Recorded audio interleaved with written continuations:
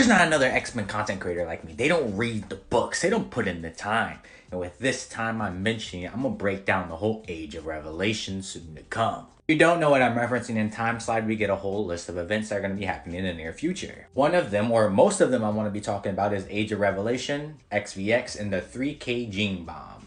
Obviously, the Age of Revelation is going to have to do with Revelation, but how so? We have to look back into Heir of Apocalypse and what this story truly meant. Apocalypse is trying to look for someone to replace him to lead mutant kind into the future, because his methods were too crude, too rough. People didn't respond well to them, so he, again, found an heir. The heir ended up being Doug, a mutant who is gifted with the ability to understand and speak all languages in existence. There's more to the story we have to understand that I didn't really pick up on until recently. A lot of the losing combatants ended up getting stored in these containers to be preserved, one could say. In the final issue of this small event, some of those members were let go. Almost all these characters have their own series going on except Richter, which leads me to believe that Apocalypse, or should I say Revelation, has a plan for the ones he still has stored.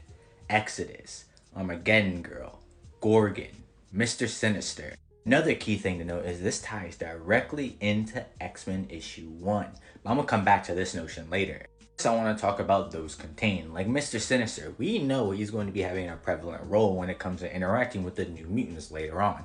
Do we know if it's good, if it's bad? We don't know, but we know the last time he was relevant is when he was with Apocalypse and Revelation. One person that really has me thinking is Exodus. You have to remember, Exodus's representation within X-Men comics is faith. He is the faith that led into hope for salvation for mutant kind. Not as a herald, but I can definitely see Exodus being used as a political or emotional tool for Revelation to push his ideals. You know who else is someone Apocalypse has subjugated recently? Gabriel Summers. He wants Gabriel to harness his powers to achieve new heights, but his anger, his rage clouded his mind. Apocalypse is going to teach him restraint. He is now, I wouldn't say he's a herald, but he is also subjugated to Apocalypse. The King, Faithful. Both of these characters hold a symbolism to all of mutant kind. So does Sinister. Age of Revelation, in other words, will be the Age of Mutant Kind. This will probably be the start of the second act of Krakoa. That being said, it ties us into the X-Men story. Psylocke and Kid Omega enter this guy's mind, and where they end up interacting with Cassandra Nova. What she says here that she was left behind is hella prominent.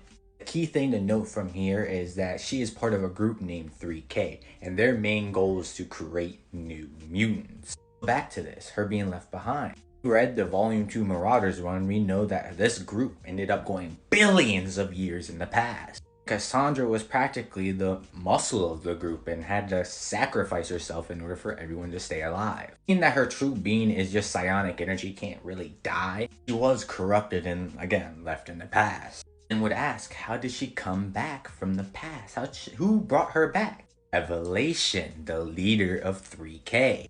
This then leads us back into Time Slide, where it's noted to us that Revelation in the future is gathering a bunch of time travelers up to go back to certain events in order to stop a cataclysmic event for mutant kind. But all that's left to say is beware the revelation to come.